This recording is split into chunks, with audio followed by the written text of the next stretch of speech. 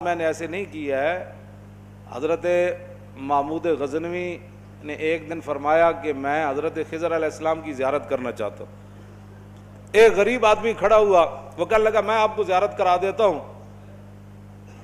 لیکن ایک شرط ہے، میں غریب ہوں، 6 مہینے کا خرچہ میں آپ کو دینا ہوگا میرے بچوں کا۔ اس نے کہا ٹھیک ہے۔ 6 مہینے کے بعد محمود غزنوی نے اس کو بلایا، ہاں جی خضر علیہ السلام کی ملاقات کا کوئی وظیفہ مکمل ہوا؟ اس نے کہا جی کچھ وظیفے الٹ ہو گئے، 6 مہینے اور چاہیے۔ اس نے کہا ٹھیک ہے۔ سال کے بعد اس کو پھر حضرت محمود غزنوی بلایا، فرمایا ہاں جی خضر علیہ السلام نہ کو میری ملاقات کا امکان پیدا ہویا، تسی وظیفے جو کر رہے ہو دریا دے کنارے۔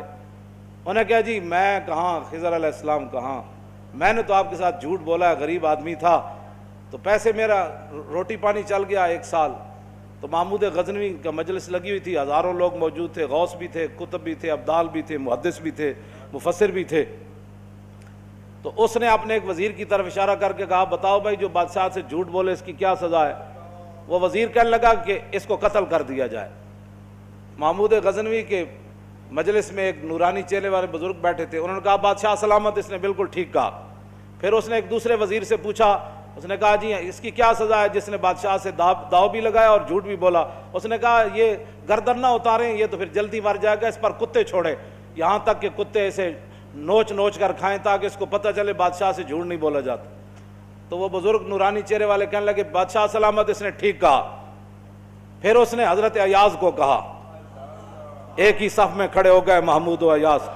حضرت ایاز کو کہا کہ ہاں جی آپ بتائیں۔ اس نے کہا بادشاہ سلامت، ایک غریب آدمی تھا، اس کے جھوٹ بولنے سے آپ کے وقار میں کوئی کمی نہیں آئی، اور 1 سال پیسے دینے سے آپ کے خزانے میں کوئی کمی نہیں ہے، یا آپ اس کو معاف کر دیں۔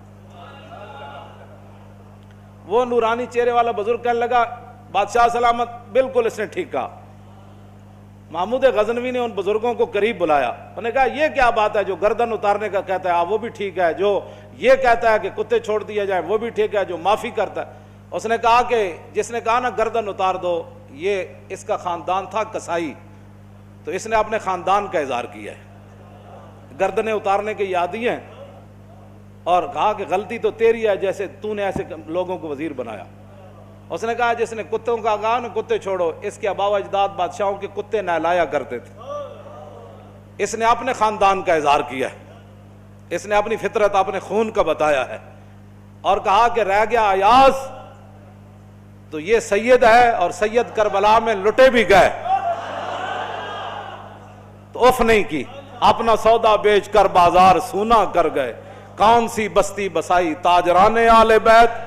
کیوں جی یہ سید ہے۔ جب یہ کہا نا یہ سید ہے تو محمود غزنوی کرسی پر کھڑا ہو گیا، وہ کہنے لگا ایاز تو نے آج تک بتایا ہی نہیں میں آل رسول ہوں، اتنا ظلم کیا تو نے بتایا ہی نہیں آج تک۔ تو حضرت ایاز فرمانے لگے کہ اچھا میرا راز ان بزرگوں نے کھولا تو میں بھی آپ کے سامنے ایک راز کھولنا چاہتا ہوں۔ انہوں نے کہا جی وہ کیا ہے؟ انہوں نے کہا یہ جو بزرگ ہے نا یہ خود حضرت خضر علیہ السلام